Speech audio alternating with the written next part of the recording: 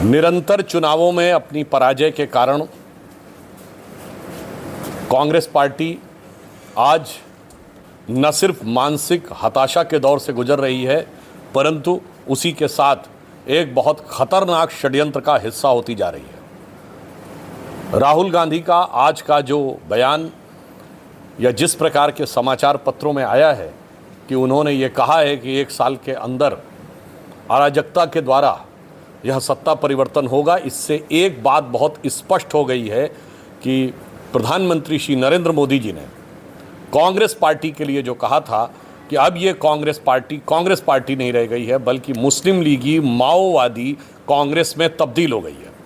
हाल में संपन्न विधानसभा चुनावों में केरल में मुस्लिम लीग के साथ गठबंधन करके सत्ता में आने वाली कांग्रेस और असम में, यह हम नहीं कह रहे हैं, बदरुद्दीन अजमल ने कहा कि कांग्रेस मुस्लिम लीग बन गई है। यानी मुस्लिम लीग का जो स्टैंप है कांग्रेस पे, यह सिर्फ भारतीय जनता पार्टी नहीं बल्कि अन्य लोग भी स्पष्ट रूप से बता रहे हैं। और अब अराजकता के द्वारा सत्ता परिवर्तन का यह जो दुष्प्रयास है, यह दर्शाता है कि अब वो माओवादी हिंसक अराजक राजनीति की तरफ आगे बढ़ रहे हैं। इसलिए हम ये कह सकते हैं कि इस बयान के द्वारा जो प्रधानमंत्री जी ने कहा था कि कांग्रेस मुस्लिम लीगी माओवादी कांग्रेस हो गई है, वह पूरी तरीके से साफ हो गया है। मात्र कुछ दिन पहले प्रधानमंत्री और गृह मंत्री जी के लिए गद्दार शब्द का प्रयोग करने वाले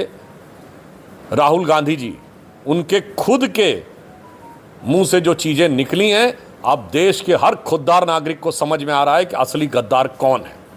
और आज जिस प्रकार के खतरनाक विष बेल भारत के अंदर और भारत की बढ़ती प्रगति को रोकने के लिए फैलाई जा रही है, और ऐसा स्पष्ट रूप से प्रतीत हो रहा है कि कांग्रेस पार्टी उसका हिस्सा बनती जा रही है। मेरा कांग्रेस से सीधा सवाल है कि आप ये सब कुछ विदेशी शक्तियों के साथ गठबंधन में कर रहे हैं, जान के कर रहे हैं, या अनजाने में आप उनके हथियार बन रहे हैं।